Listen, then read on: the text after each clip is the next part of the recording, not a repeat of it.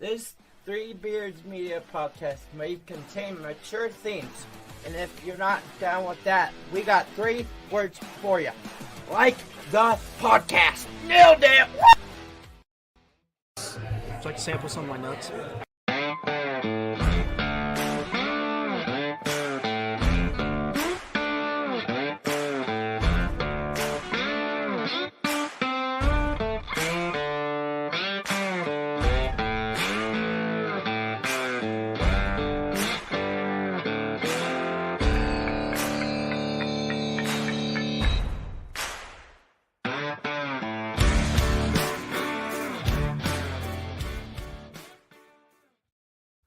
Hello, and welcome back to another edition of Old Man Strength. I am your host, Chris Shipley, with my co-host, as always, Aaron Wall. Aaron, how are you?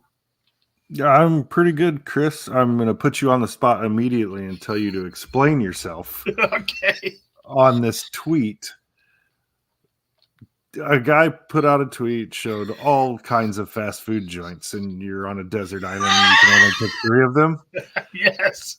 Right? Like every fast food place you can think of that's a major national, and a few regionals are on this thing. It's a pretty extensive list. Yes. And your dumbass picks Hardee's, Pizza Hut, and McDonald's. I'm a simple man. Explain it. You explained that Hardee's was because it has the best breakfast. Right. Okay. So Hardee's has the absolute best breakfast, hands down. I will fight anybody that says otherwise. In fast food, pizza, because I had to have pizza, and that was out of the list. Sure, that was the only decent one over Papa John's. I'm not eating Sbarro. I'm not eating that. McDonald's, it's because they have the best fountain pop. It's all fountain pop. It's all the same. It's different. McDonald's fountain pop is 100% different than anywhere else. Oh, you're insane. I mean, there are things like Panda Express on here. Yeah. Fazoli's. I'm not eating Fazoli's. I get it, but I mean, like, you picked 2 burger joints that are basically exactly the same. I almost threw in a donut place there. I almost threw in IHOP because I figured I could get any meal I wanted there at IHOP.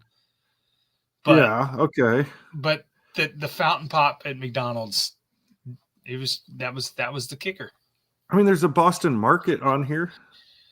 Dude, I have not eaten at a Boston Market in 20 years. But like, get some variety in your life, honky. What if I would have chose Arby's? Well, that's fine, but it's still another basic fast food burger place for the most part. I will say, if Taco John's would have been on the list, I would have took Taco John's. Sure, not sure. Taco Bell. I wanted Taco John's to be on that list too, but I just couldn't fathom why you selected 2 things that are exactly the same. So I would have taken Dairy Queen because I get ice cream, and their burgers and stuff are as good as McDonald's or anybody else's. Okay. The other option there was a toss-up. I could go Wendy's because I love the Wendy's spicy chicken and their burgers are good. They have the Baconator, and I can get a Frosty. Okay. I wasn't sure about which one of those 2 I would take. Then a pizza place. Take your pick. Any pizza place will do. I don't need a breakfast place because I have pizza. Leftover pizza for breakfast. I'm not eating. Listen, cold pizza, that's absolutely disgusting. You are a lunatic. It's gross. And then I need some sort of other Taco Time's pretty good. If you don't like, you've probably never had Taco Time. El Pollo Loco is pretty good. That's on there. That's I've only ever had that in California, but I almost swapped out Little Caesars for pizza because I figured their $5 take and bakes are pretty sweet. But then I realized that money was no object because I already owned it. Yeah, but I don't know. We should probably get to our guest because why don't we ask our wrong guest? you are about this for hours. Well, I'll tell you what. We'll bring on our guest and we'll ask him. All right. Okay. So we are super excited to have a Des Moines Register reporter and food connoisseur, Waveland Cafe fan, Tommy Birch, Tommy, how are you tonight? Good. I had Waveland for breakfast this morning, and we uh, we had some stuff to do this morning. So, like, my wife and our 3-month-old had breakfast late, and I murdered that breakfast. It got ugly. I told my wife before the food came, I was like, it's gonna get bad. And I was so hungry. Breakfast is, I would eat that any time of the day. So, Yeah, for a long time, like, I was not a breakfast person, but um, yeah, I mean, and Des Moines like has some really good spots. Waveland Cafe. I like Drake Diner. God, I forget what the other spot is that we've been going to, like Homegrown, I think it's what it's called. They have really good food, but yeah, there's some killer spots in Des Moines for breakfast. well, let's see how terrible your take is here. So the premise is that you've won a private island, Yeah, and you get to have 3 of these restaurants built on it. Which 3 are you choosing? the 3 on the screen. Yep. Yeah, you have to pick from the ones on the screen here. I really got to peer in there because, like, one, my sight's bad. I mean, McDonald's is definitely tops. Like, I love McDonald's. Breakfast is solid. Lunch, dinner, like, man. Then I think,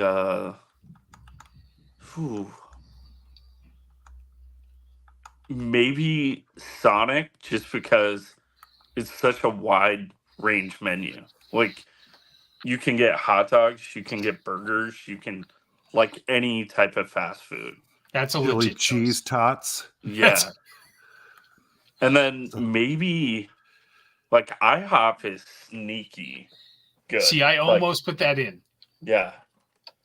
I have that experience. I dated a girl that worked at an IHOP when I was in college. So, like, I think I've only been back to IHOP since, like, maybe once, and that was, like, on New Year's. That's the one thing you definitely don't want to do, is you don't want to eat somewhere where you worked before, because it just totally ruins it for you.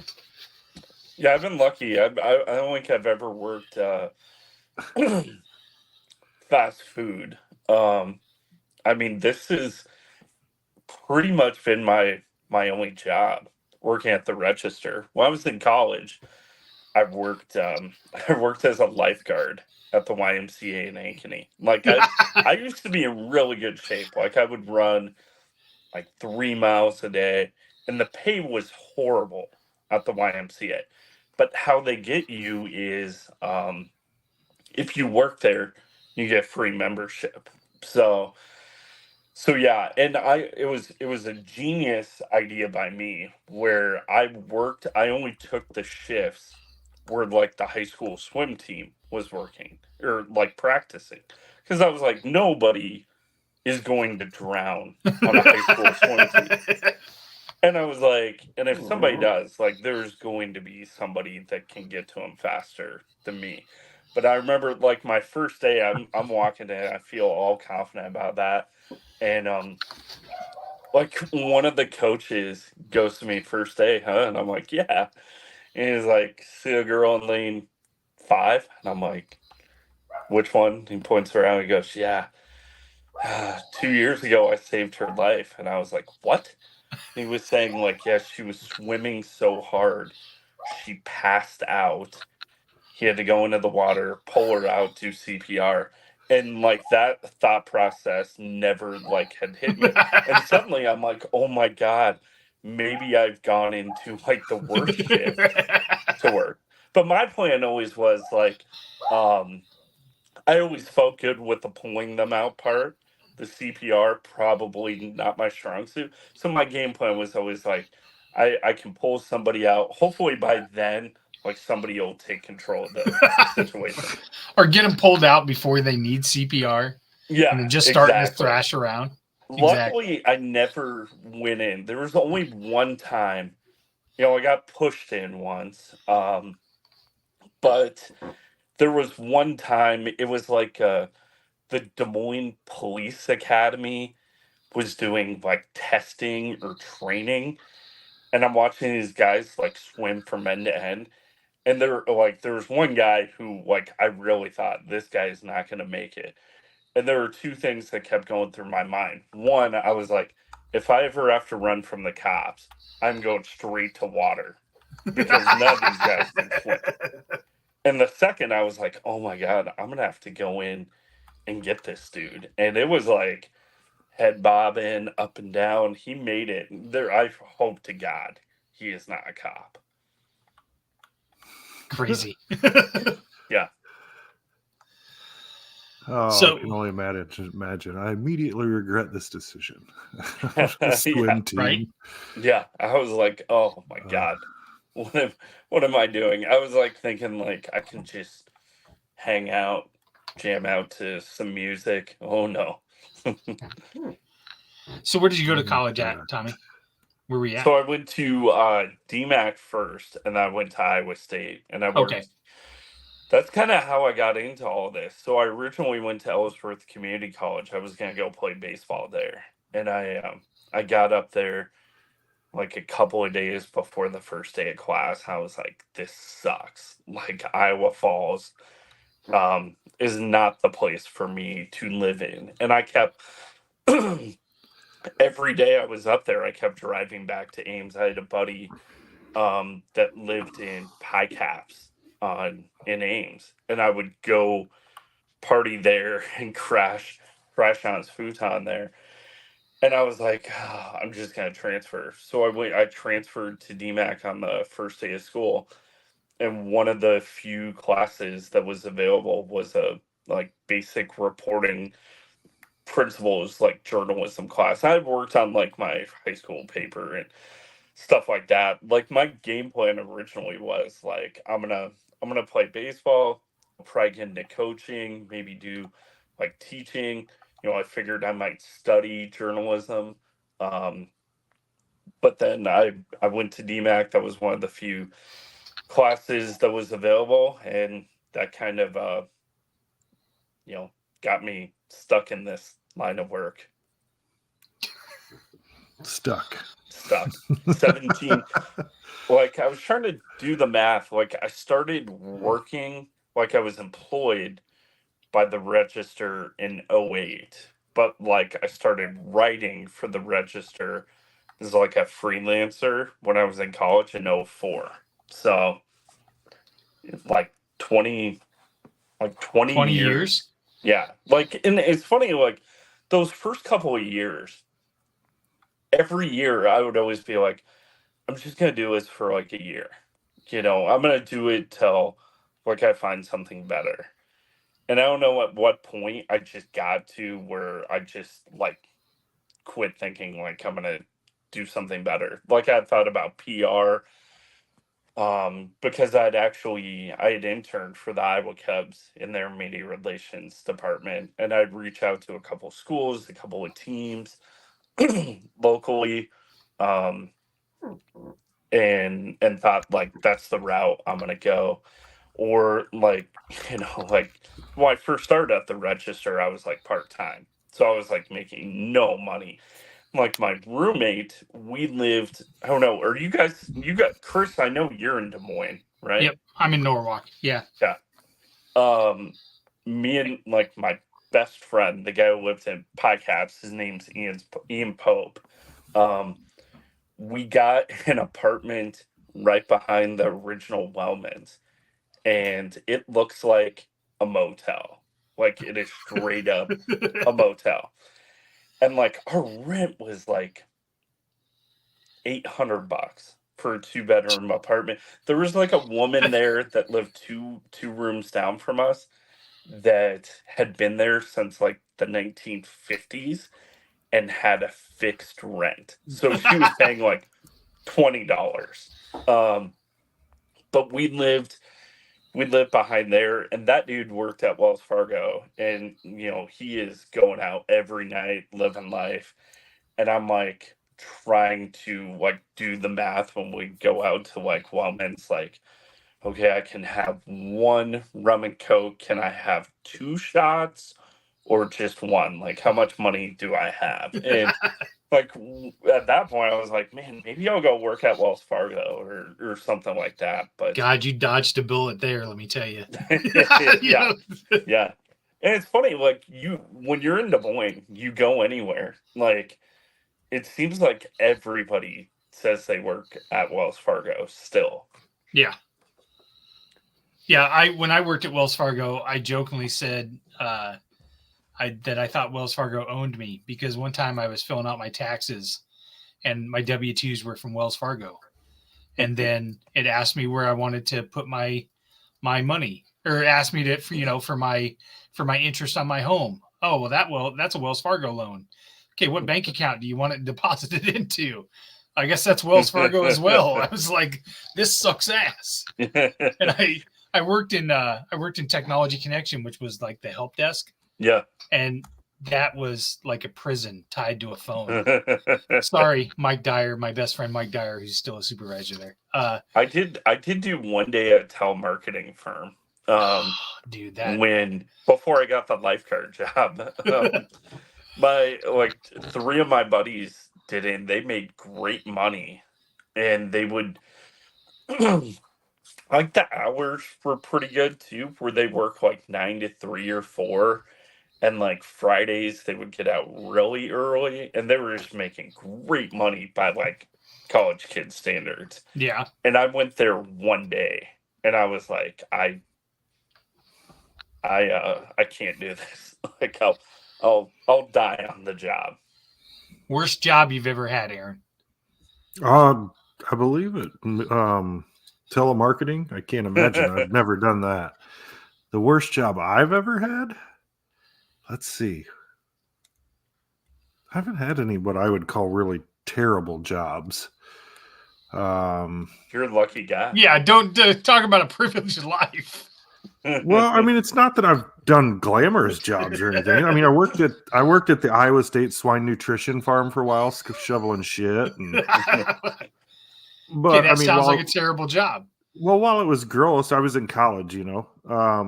It was gross, but I got to basically set my own hours and go in when I wanted to. I mowed the lawn, which was a huge campus type lawn situation. And I mean, I got paid to kind of work when I wanted. So it wasn't all bad. There was always something good about it. Maybe the worst one I've ever had was probably working for UPS. And that wasn't a bad job. It's just, do you deliver or load? No, I was a loader, unloader in the evenings at the hub in Ames. Gotcha. When I was in college. And that was probably the worst one because it was just brutal hot some days in those trailers. And, do you watch Can Queens?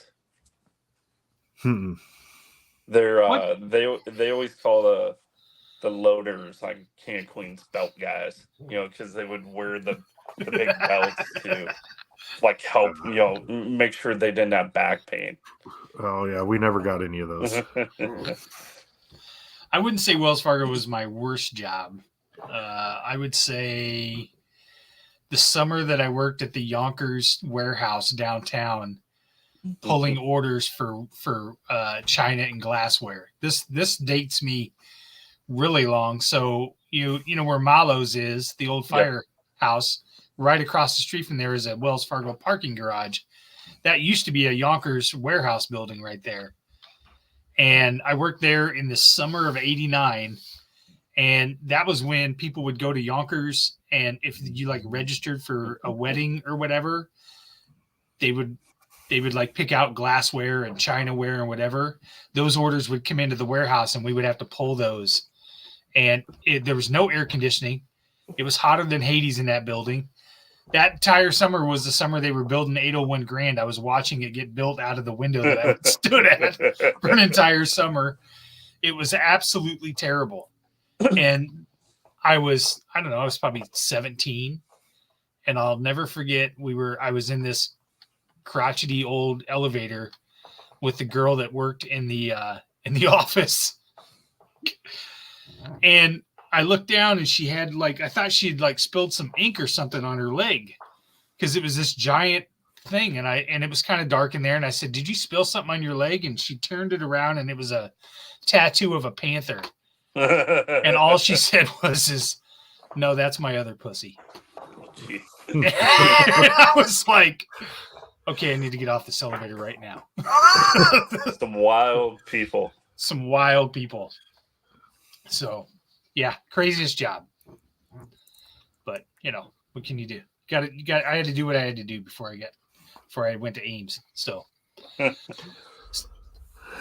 you've been at the register this whole time, really, but you've had different roles while at the register. So, Aaron, you got to put your glasses up, man. I can't. I mean, I know this is old man strength, but you don't actually have to play the part. Well, it's the problem is if I want to read something on my screen, I have to, have the glasses on, and then the rest of the time, if I'm looking at something else, I got to look over them. Because I'm 1,000. But so, like when you started at the register, what were you first doing, and then how did it kind of progress to where you're at now? Yeah, man. It's kind of wild. Like when I first started there, I first started doing freelance stuff when I was in college, and that's like go cover a high school football game. We'll give you $50, $75, whatever. And then when I got done with college, I remember they had a news assistant job open up, which is pretty much work 3 or 4 nights a week. You take phone calls, answer emails, you take box scores. People nowadays don't know what the agate page is, but it was like just full box scores. I would type up like Drake versus Southern Illinois softball.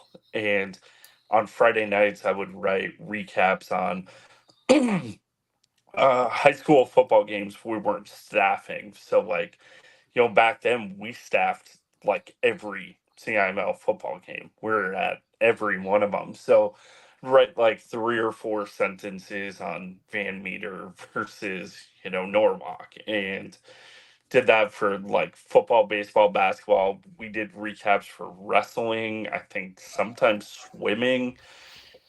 And like I was just like, that's during that time where I was just like, man, I'm gonna do this for a year. But also I was like, well, I kind of want to get some work. So like I would beg for assignments, like, we need somebody to cover like the CIML Iowa Conference swim meet. And I was like, yeah, me.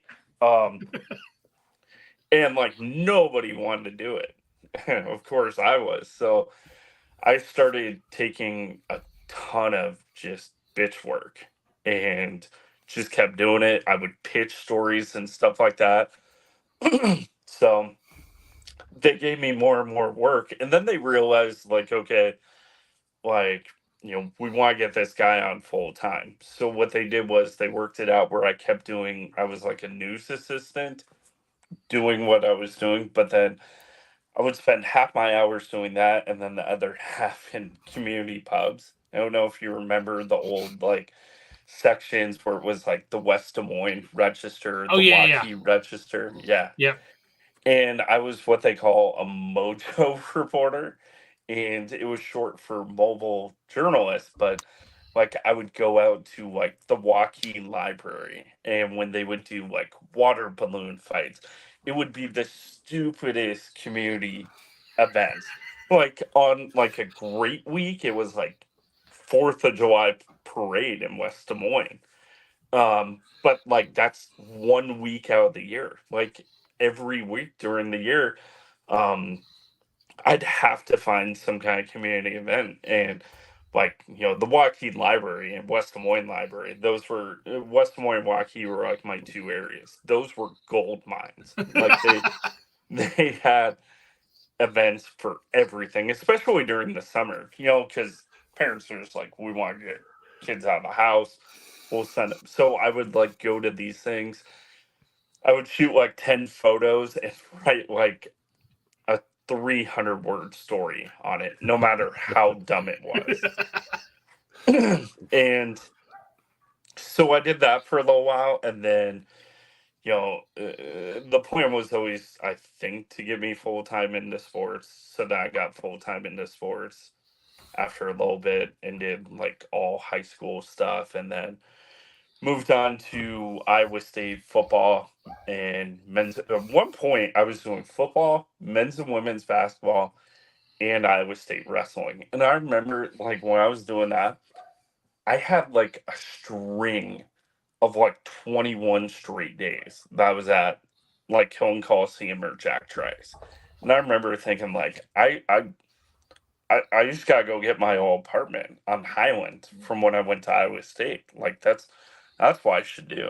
Um, but I did that for a while, and then I think it was like 5, 6 years ago I moved into a features kind of reporter role.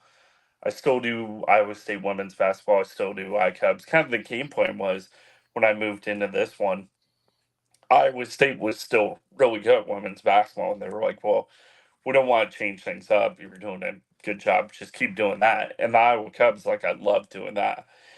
And Iowa State women have just stayed really good, and I haven't, passed it on to anybody, and I don't think I will. I enjoy doing it, so but that's kind of where I'm at now. Yeah, it's kind of wild to think, but like during those early years, like I was covering like high school bowling, um, swimming was huge for me. Um, I'm trying to think like through the years, every state tournament I've covered, and I think it's like every one but like golf. I don't know how I avoided that, but yeah. So you've been on the Iowa State beat for quite a while. Let me ask you a story maybe that the statutes of limitations are up now that you could tell. Any nuggets out there that probably you glossed over or didn't report that now is available to tell? Yeah. I could probably go more into like the Jacob Park story. I think We'll that take it. is absolutely, to me, it's fascinating on so many levels. I mean, both you guys, I'm assuming, remember Jacob Park. Yep. So it's like I get a tip early in the Oklahoma week that Jacob Park's been suspended, and I was like, okay. I've reached out to a couple of coaches that I knew pretty well on staff. Everybody ghosted me, and I'm like, oh boy, this might be true. He might be suspended. And I texted Campbell, and Campbell got back to me like, bam, right away. And he responds like, absolutely not true. I don't know where that came from. And I'm like, wow, that's pretty direct. Emphatic. I was like, okay. And so I put it out there on Twitter, and because I think at some point, like, the rumor had gotten so loud that like it had to be addressed somehow. Sure. So I put it out there. Campbell says he's not suspended, whatever. And somebody that I know in the Iowa State community that's I don't want to dive too much into who they could be, but or stature, but they responded to me like, Matt Campbell is lied to you. And I'm like, it really made me think. And this is Matt Campbell's second year.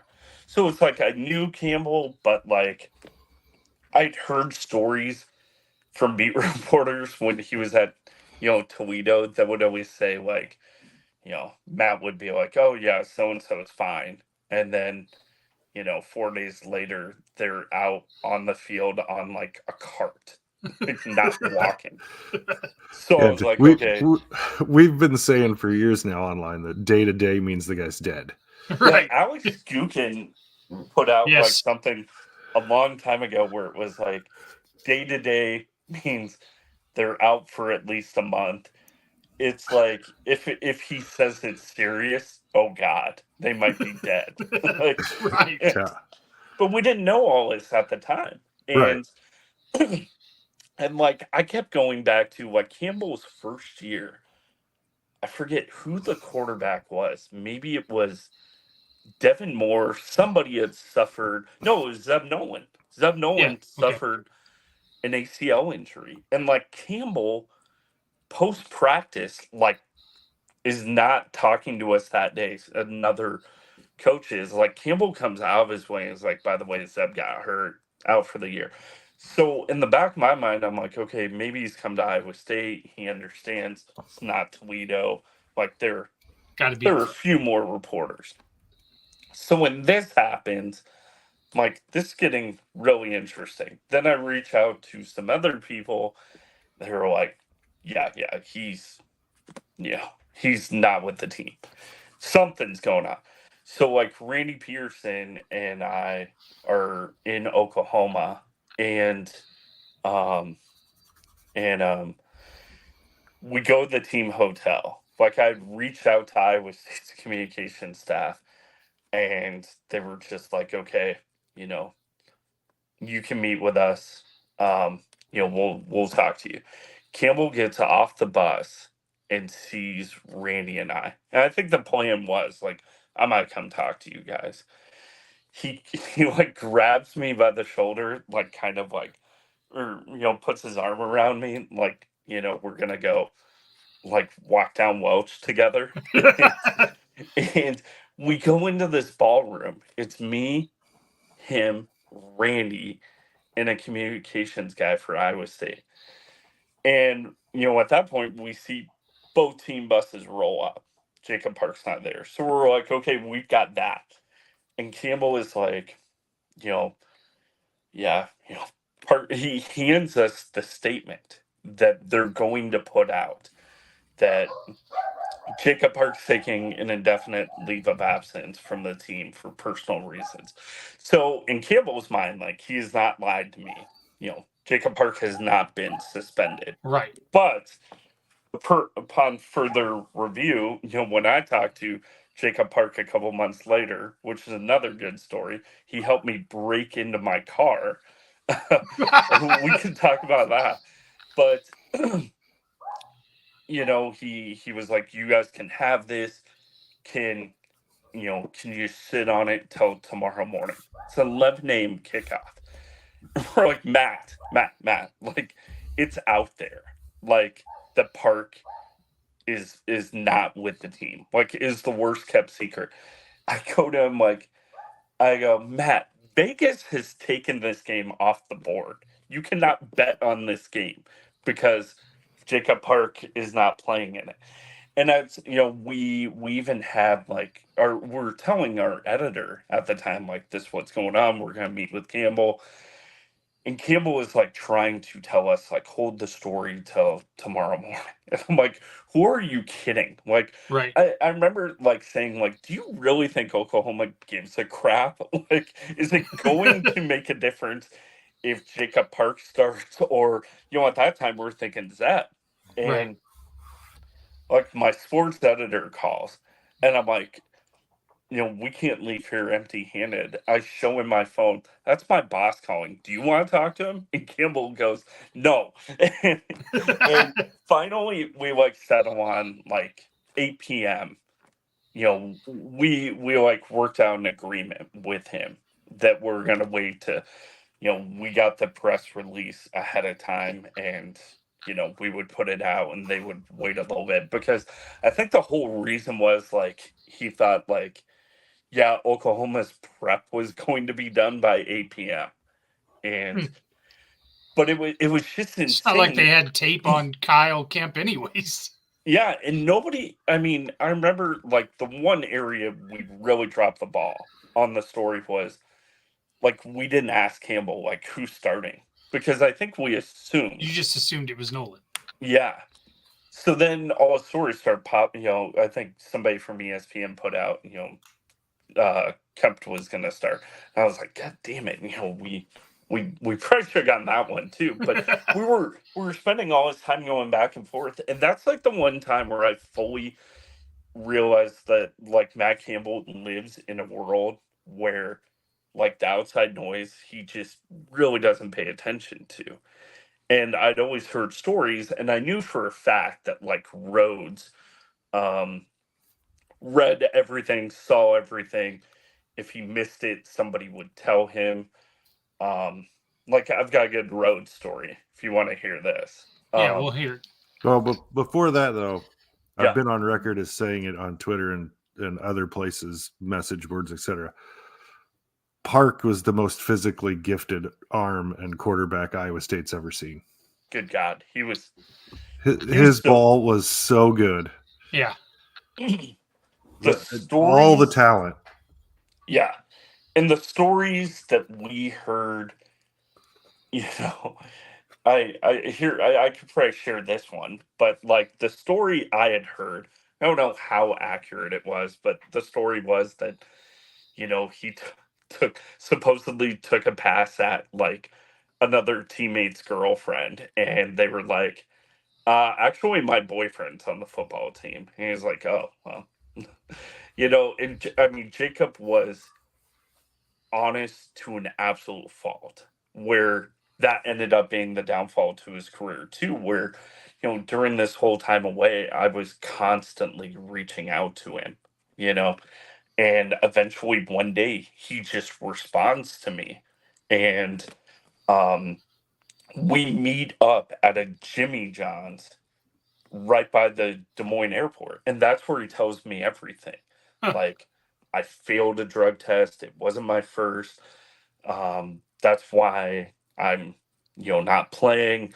I feel like they don't care about me, which, you know, I think to a certain degree was probably accurate because, you know, Kyle Kemp was playing so well. And I think it got to a point with Jacob where it's just like, man, like, how many chances are we going to give you? Because, like, if you go back and look at the quotes of what Matt Campbell would say, like, during spring ball and stuff like that, like, he was so direct that we need a leader. And Jacob Park was just not going to be that guy.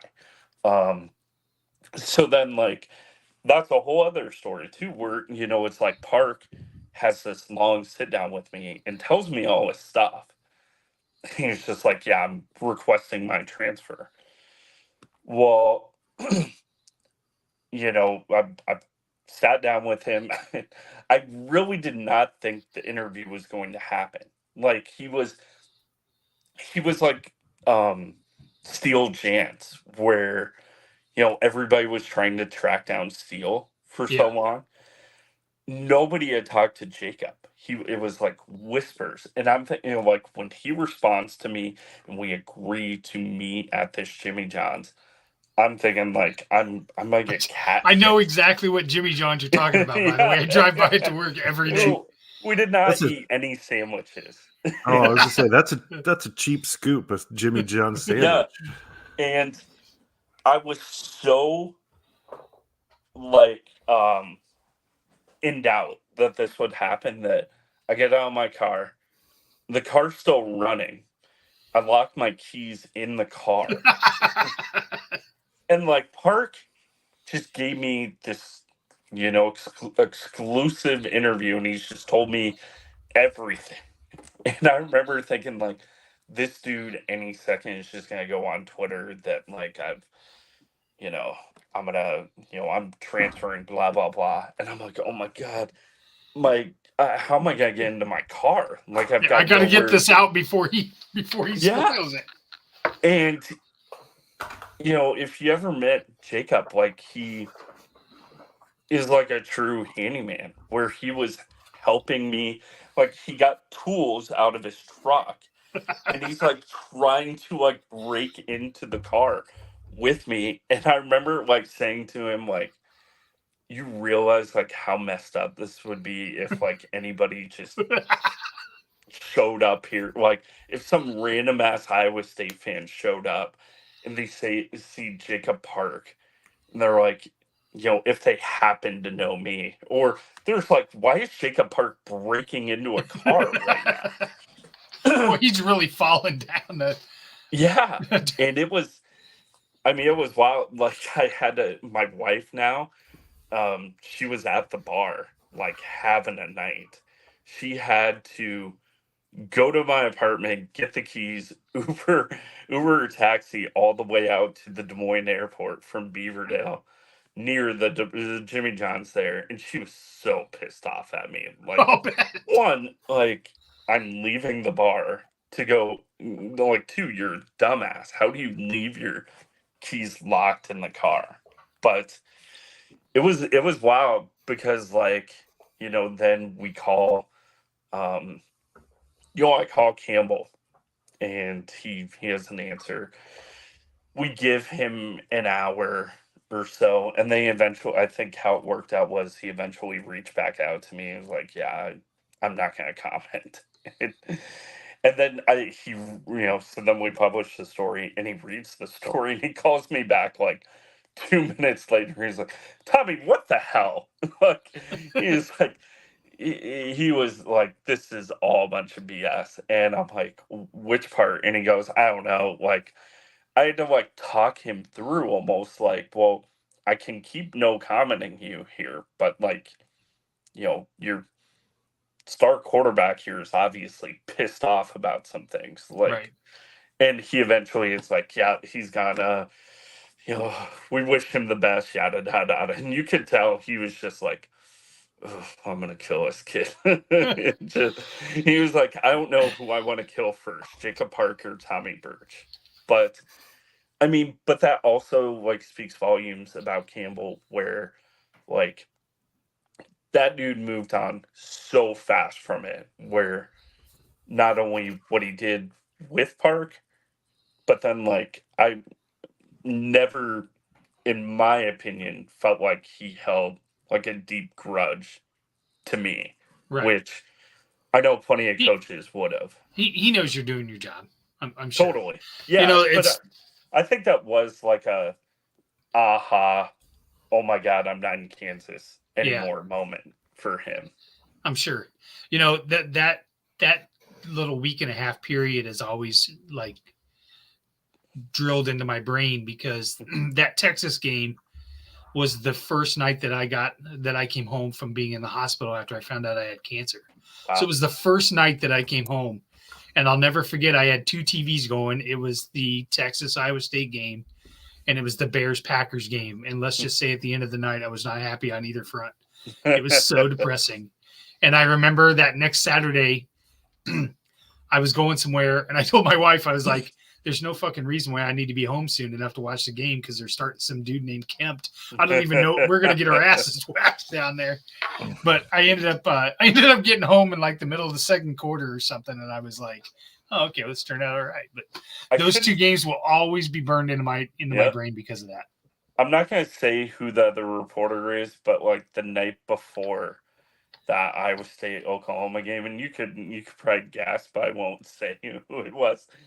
But he and I went, the game was 11 a.m. We went out and like closed down an arcade bar in Oklahoma.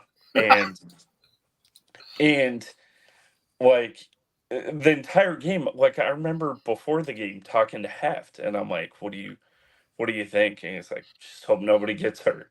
And I think it was Max Olson. Or not Max Olson, one of the Maxes who worked for ESPN, but now he covers, I think the Broncos for ESPN. But he was covering Big 12 football for ESPN at the time, and I'm like, before the game, I'm like, what are you doing here? And he's just like, yeah, I'm hoping to get some work done. And by halftime, he was like, I'm gonna look like a genius for being at this game. But even then, like at halftime, like I remember like talking to another reporter, and I was like, are they gonna win this? And he's like, and we've covered Iowa State long enough that he was just like, they'll piss it away somehow. And even in the fourth quarter, we're just like, somehow they are going to blow this. But a reporter looked at me on like the second to last possession and goes, oh, they're really gonna make us work today. And that was the most fun I've ever had covering a game because the storylines were just like, it was like the perfect storm. They beat Oklahoma, the starting quarterback suspended, the third string quarterbacks taking over. And that was like Joel Lanning's like huge game of playing both Yeah. ways, where he freaking sacked Baker Mayfield. Yeah. Let's get a break. We're gonna get a word from Revelton Distilling Company, our primary sponsor. Of course, we're broadcasting from the AKC Marketing Andrew Downs studio. So if you need any branded merchandise, which I've been ordering a lot from my job from Andrew, he'll hook you up. And then when we come back, Tommy, I want to hear this Paul Rhodes story. So we'll be right back. Why take the best corn in the world and make it into fuel when you could make it into whiskey? That's the question that launched Revelton, Iowa's most visible and fastest growing distillery. Owners Rob and Christy Taylor embrace the grain-to-glass philosophy, sourcing ingredients locally and overseeing on-premises production and bottling at their facility in Osceola. One sip, and you'll agree that Revelton's handcrafted whiskeys, gins, and vodkas are the best you've ever tasted. And with the launch of their rye whiskey, made with 100% Iowa-grown rye and corn, and their new bourbon coming soon, there's more Revelton to love than ever. Iowa's own Revelton Distillery. ReveltonDistillery.com. All right, and we are back. And rumor has it that Revelton's bourbon is getting released May 18th. That's the rumor. Check out all their social media. It's been a long time coming. So if you don't go buy me a bottle, you're dead to me. I will go buy you a bottle. It's fine. Do you want me to on the show? You bet, Tommy. We'll get you hooked up. You bet. At least I won't be breaking any federal laws by getting you a bottle. I have to ship it to Aaron and some. That's not I got to true. go in there and lie. I got to go in there and lie to the poor post woman when she says, "Is there anything liquid or fragile in here?" And I'll say no. That's not true. You just need to find an excuse for me to come out and have some kind of a Three Beards event. Well, I think we're gonna have a barbecue in June. So, well, okay. See, all right, there you go. There you go. All right. So, Tommy, before the break, we were talking about Matt Campbell and so on. Obviously, Paul Rhodes was there before. Completely different, two different personalities, right? Like Paul, wore his heart on his sleeve and his anger and whatever else. Although Campbell, I think, lets some loose as well, but not so much as public.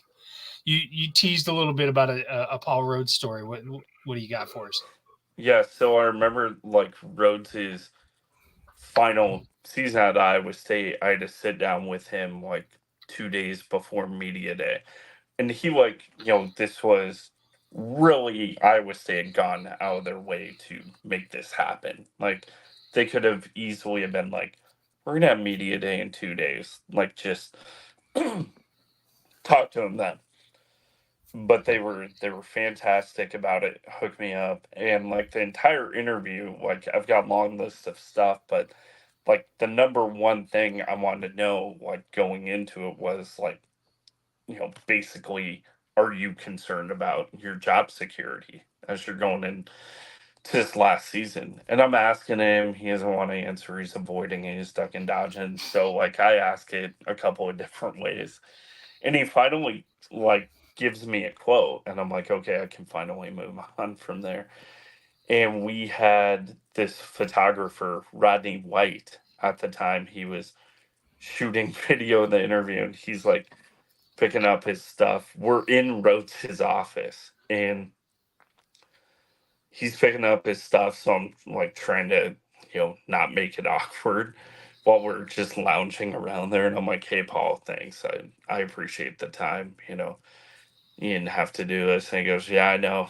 He's like, gotta tell you what, though, if I have to keep answering all these questions about my job security, I'm not sure it's basically going to happen anymore. And I was like, whoa.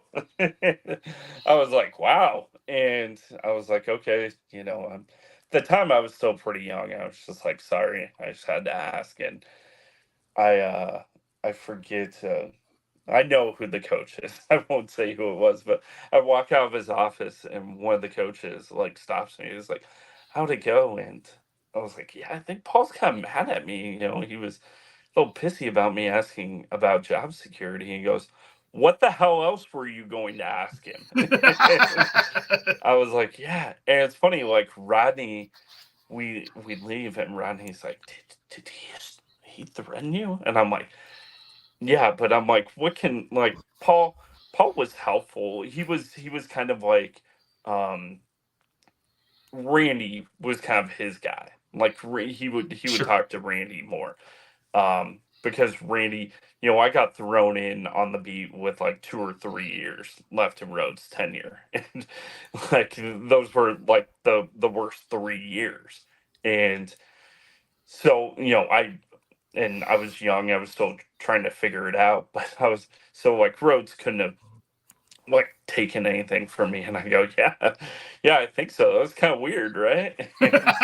And, and so then we leave, and he gets fired. But the day he got fired was just it was wild. Where um I remember Wally Burnham, walking by, and Randy, goes, at that time when Rhodes was like, I'm gonna talk at the Monday presser, and Wally, the nicest guy in the world, just a great human being. He walks by and Randy's like, Wally, can we get you? And he goes, you have enough to effing write about today. And the funniest thing is, like, this was nuts where, like, Iowa State's final game is at West Virginia. And, like, they're hiring Campbell that day. And the next night, he's getting flown into Ames. Like, me and a couple of reporters met him at the airport. But I, like, hauled ass to get to Ames, like, thinking, because I knew I'd gotten tipped off he had a meeting with players. So, like, I had it where, like, I hadn't driven to the airport, but my dad picked me up at the airport. I jumped into his car, and he, hauled it to Ames and, like, threw me out of the car. And I'm thinking, at the time, like, we ended up, me and a couple of reporters waited around. But I remember we're in the parking lot, and there's a truck backed up to the facility, and you can see, you know, stuff getting taken out, and you're assuming, like, okay, it's some of the other coaches. And the car eventually, it like pulls out and like flies out of the parking lot. And it was Rhodes. I was like, holy crap. That's just, and then a couple hours later, Campbell's at the airport. And it was Almost funny, like like, it's almost like a presidential transition. One yeah. guy's moving out while the other one's getting ready to move in.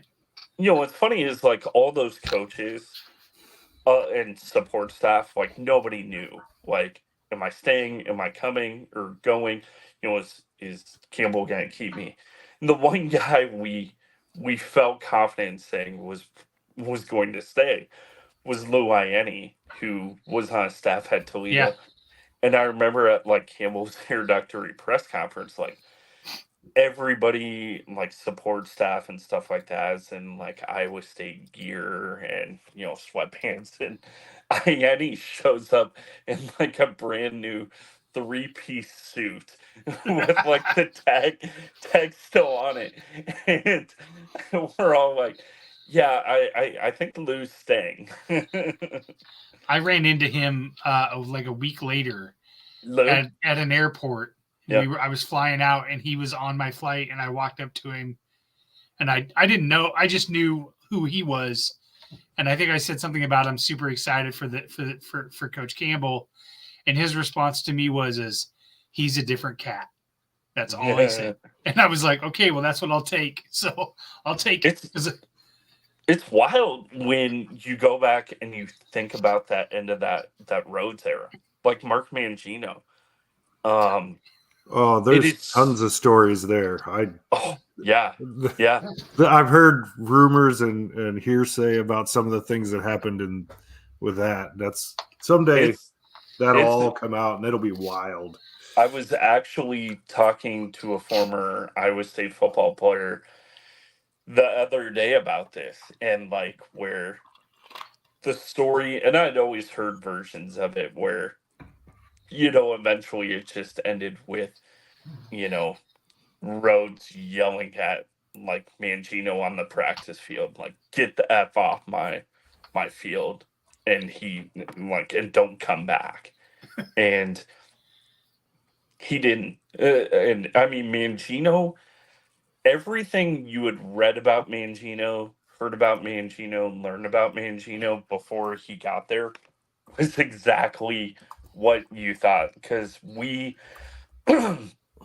we always got to watch like the first fall practice, and usually it's just BS. Like you weren't seeing anything, except for the year Joel Lanning's playing linebacker, which I remember like telling Randy ahead of time, like, dude, I'm hearing Lanning's playing linebacker, and sure shit, we go to practice and he's playing linebacker, but like the first practice Mangino is in, he's doing the bag drill with running backs where he's got a manager's got the bag and they're running through and you hit him with the bag, try to force a fumble. This poor kid who's a student manager for Iowa State, probably his first practice, isn't doing it to Mangino standards.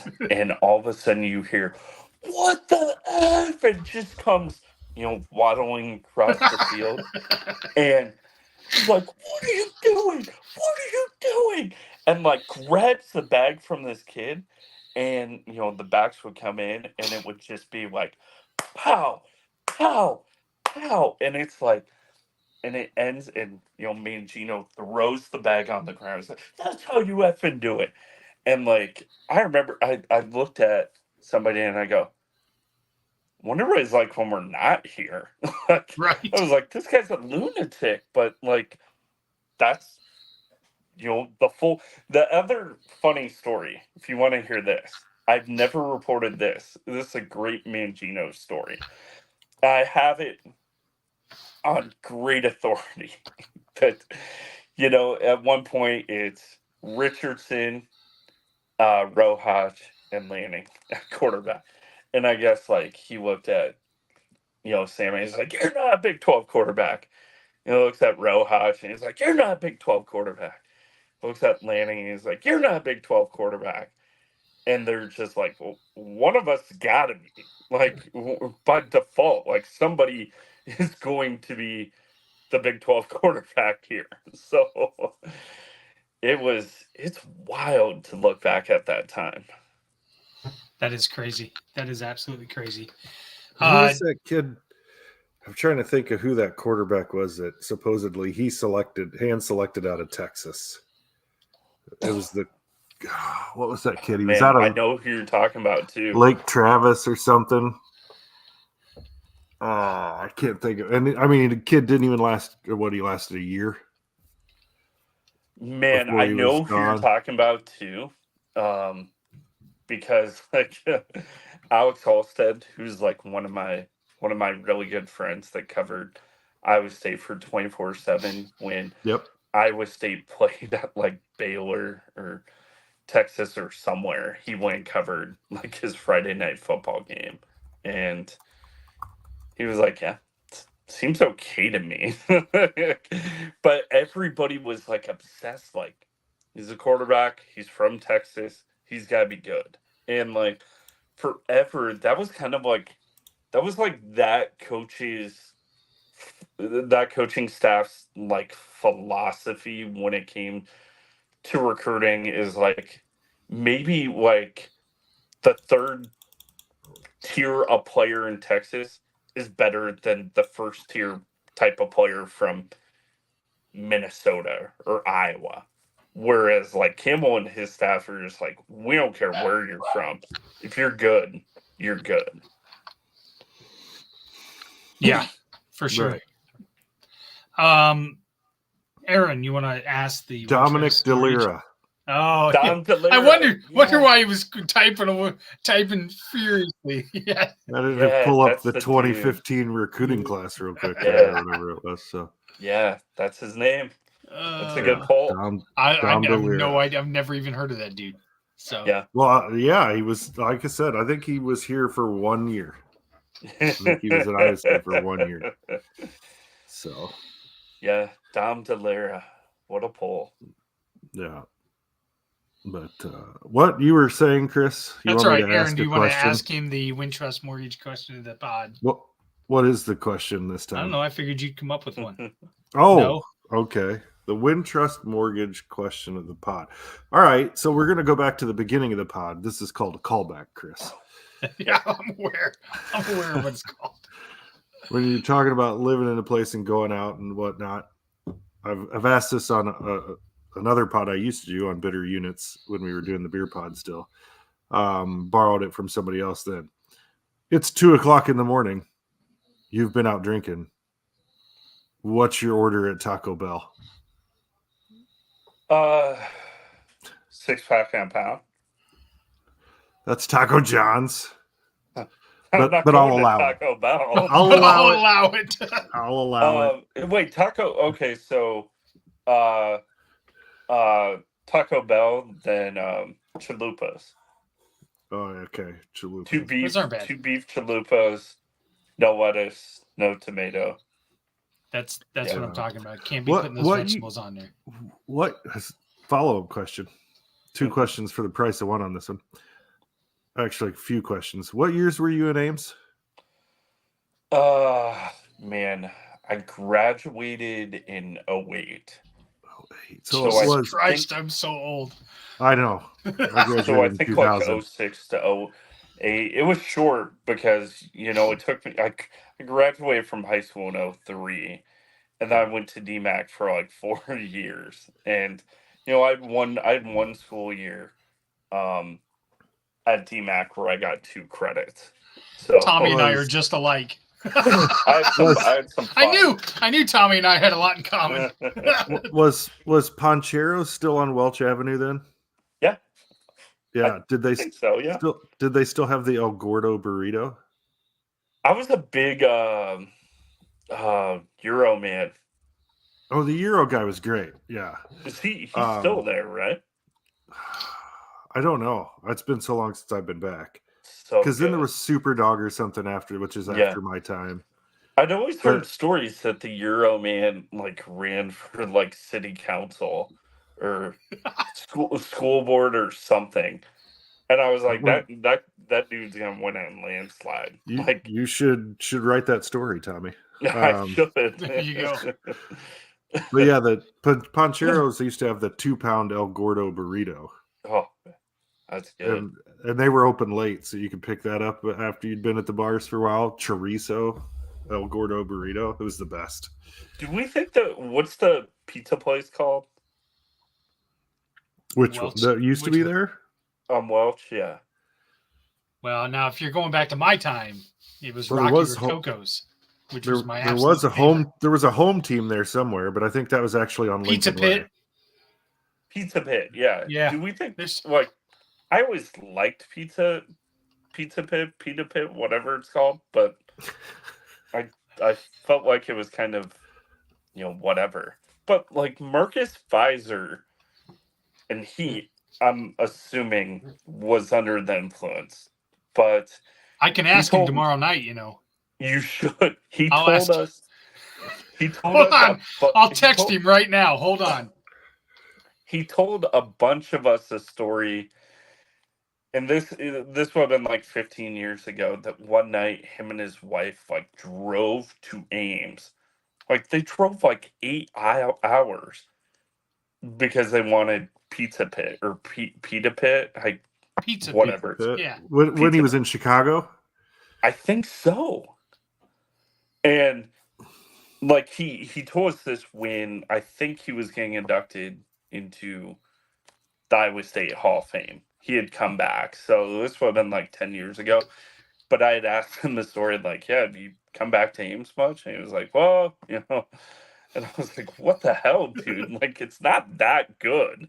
Like, I'm not. I would not be shocked if that's true. It seems like Yeah. maybe I've All heard right, him say that. hold on. I'm gonna call him. Did he? I want to say that might have been a wife's craving thing when I she think was pregnant so. with one of the boys. Maybe. I think Yeah. I've heard him talk about that. yeah. I'm He calling might him have right talked about it on Sigh of the Storm or something like that. now. Can you hear? Can you hear that, Yeah. Marcus? So I'm on this podcast with Tommy Birch from the Des Moines Register.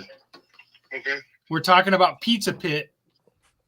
Is it true that you drove from Chicago once just to get pizza at Pizza Pit?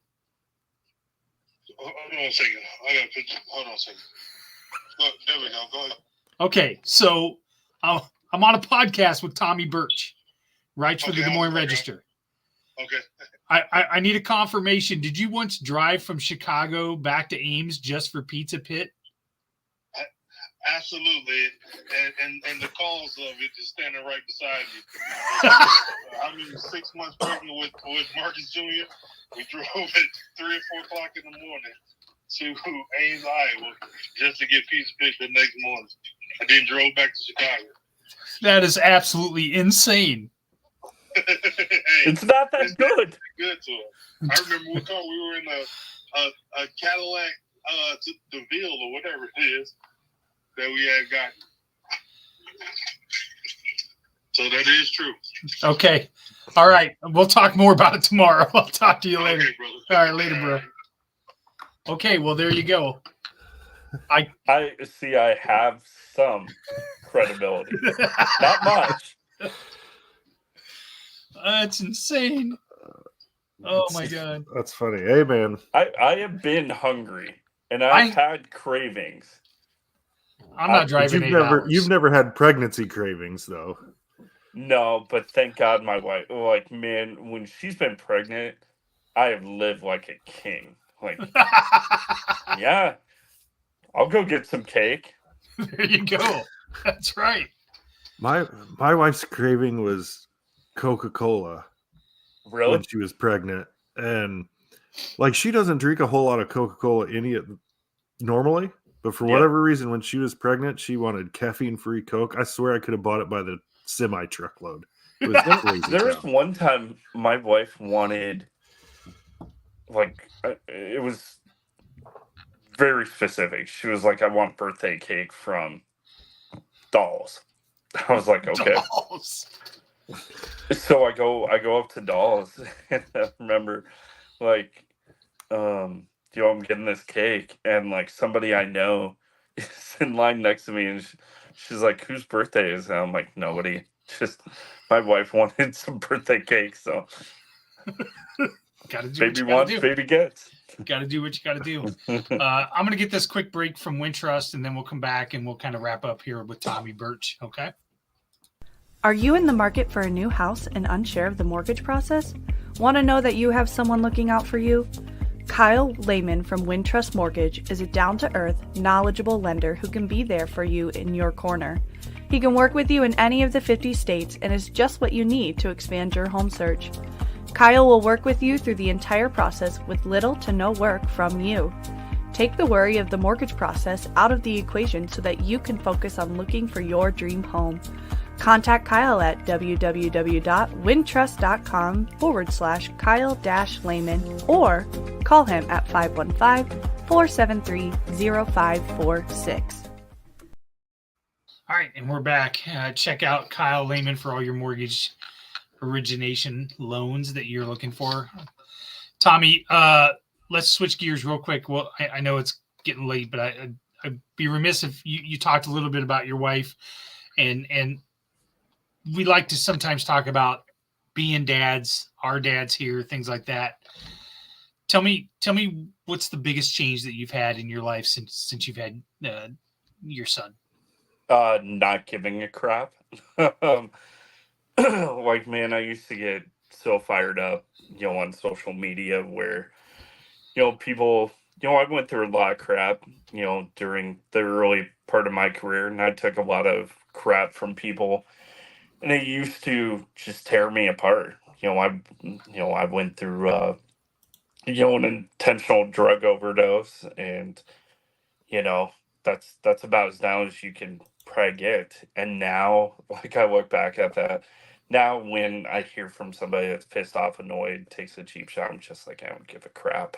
It's like parenting has offered the most important perspective in life. And, it's like even this week, today's my first day of parental leave. I'm going to be off for like the next 6 weeks. And the back of my mind, I'm kind of thinking, like, what am I going to miss? And then, I'm like, you know what? Like, I thought about this when our first son, Bodie, was born. I was still covering Iowa State football at the time.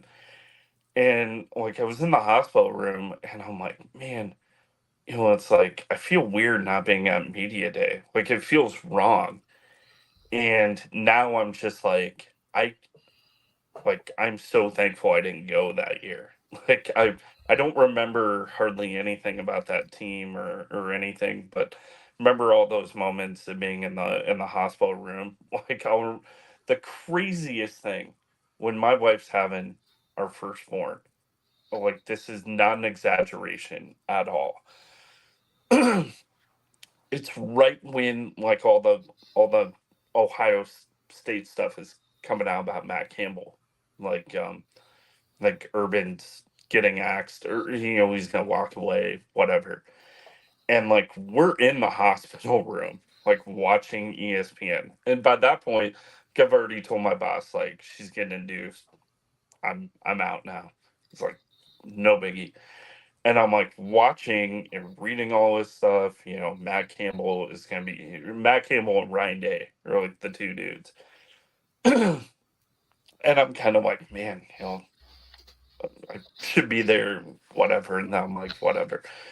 But, like, one of the nurses that's helping us through labor, it's like a diehard Iowa State fan.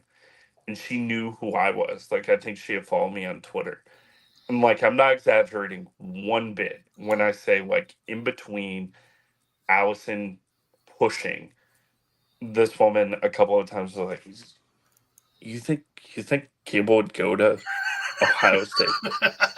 And I'm like, yeah, I don't know, like, baby. And so yeah, like, perspective. And, like, at first I was, like, real hesitant to give up covering Iowa State football and men's basketball to, like, move to this features beat. Like, wasn't sure if it was what I wanted to do. But now, like, with Randy Peterson retiring, you know, I've had some talks, and, like, there's just no way I would go back to it, just because, like, I want to be the dad that's at T-ball games and stuff like that, and there's just no way I'd be able to do that. Randy retiring, what's that mean? What did Randy mean to you? So my first day on the beat, like, I got thrown on to the beat because we had some layoffs, and I didn't think I was ready. I probably wasn't ready, and I remember one night, like, I drunkenly texted an editor, like, don't you dare try to make me cover this. And I'm like, God, what was I thinking? Like, texting a boss at, like, 2 in the morning. Like, I don't want this really nice beat. But Randy called me, and, like, everybody thinks Randy can be an asshole. he he's old, he's curmudgeon, he's a really nice guy, though. And he called me, and who knows? You guys were probably blocked by him on Twitter. I'm not. He actually DM'd me once after the story came out about my dad and Marty Terrell. That's awesome. Yeah. It's funny that he won't answer my DM now, though, when I asked him to come on this pod. But that's a whole nother story. So I'm the backup. Not at all. Not at all.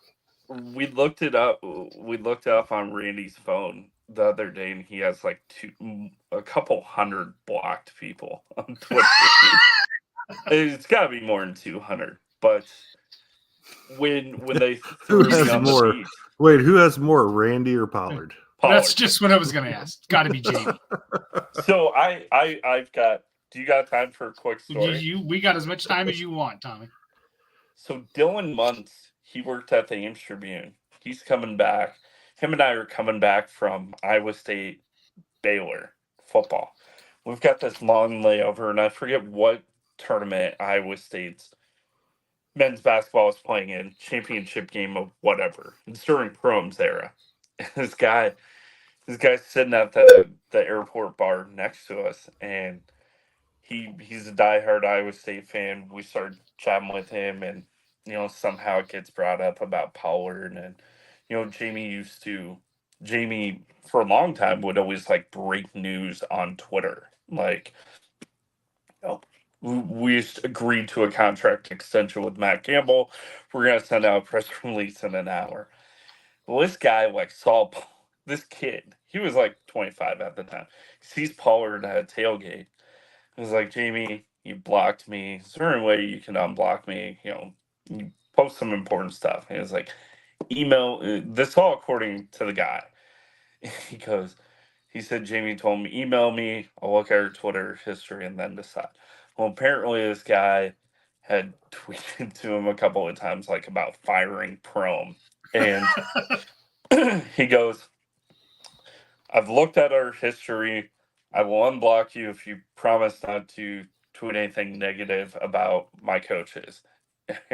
Something along those lines. And the guy goes, yeah, I can't make that promise. So he's still blocked.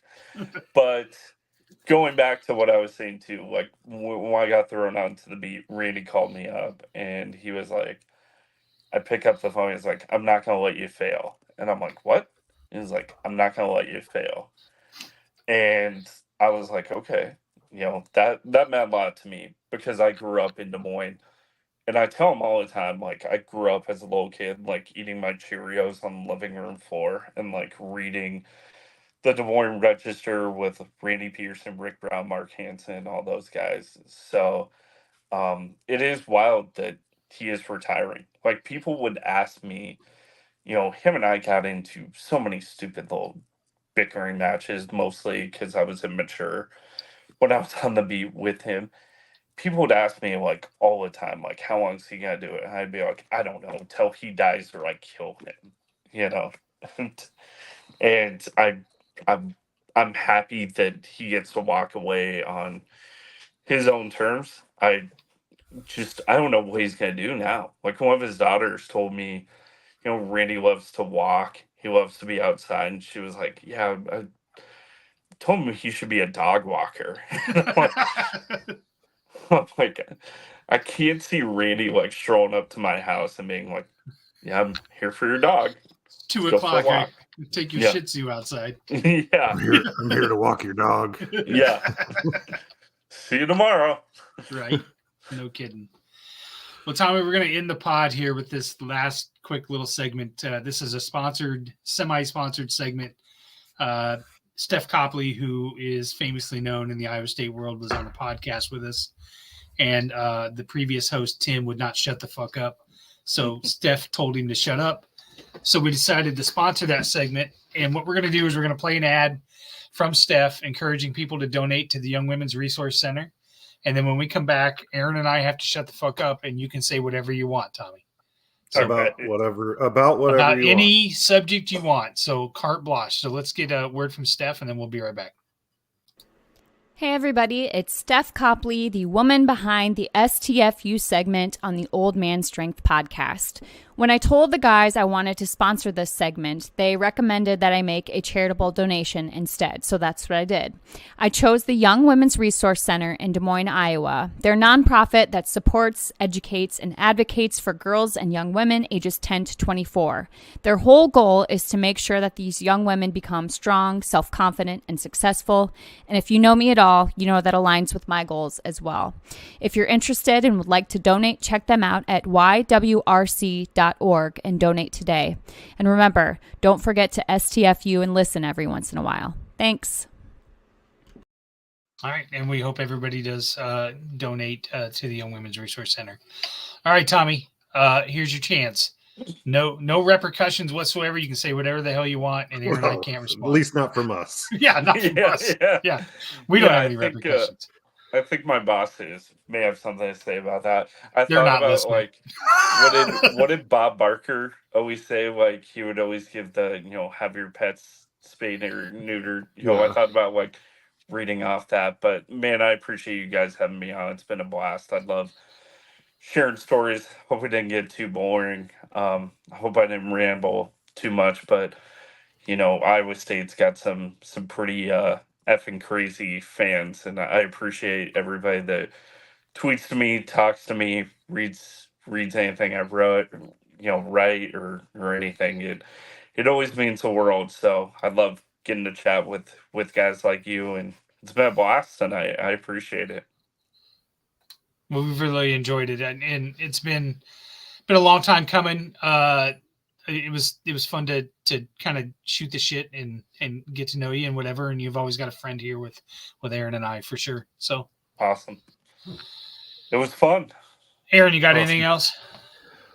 No, I don't think so. Appreciate it so much, Tommy. And, don't let Chris welch on getting you that bottle. Oh no, that'll be delivered. Well, you know what? I'll tell you what. We'll just have breakfast at Wavelength Cafe, and I'll bring it to you. Perfect. I got time. There we go. I'm off for a month. There you go. I know. God, nobody's going to be running that shop. Randy's gone. You're gone. Who's going to be running that place? You don't care, do you? Oh God. Hines, Travis Hines. We'll leave Hines to it. That sounds terrible. All right. Thanks, everybody, for listening to another episode of Old Man Strength on the Three Beards Media Network. Of course, we broadcast Andrew Downs, such a great sponsor that we have, Revelton and Kyle Lehman. Watch out. We actually have Mark Tampa on with Brent and Marcus and Dave tomorrow night on Side of the Storm. So we're going to get a little news about the draft. And then Billy Blank and I have an episode of Fall Starts coming up. So, Aaron, anything to close out? Once again, no. Okay. As always, we have the professional Aaron Wall with us. Couldn't do it without him. And with that, we are out of here.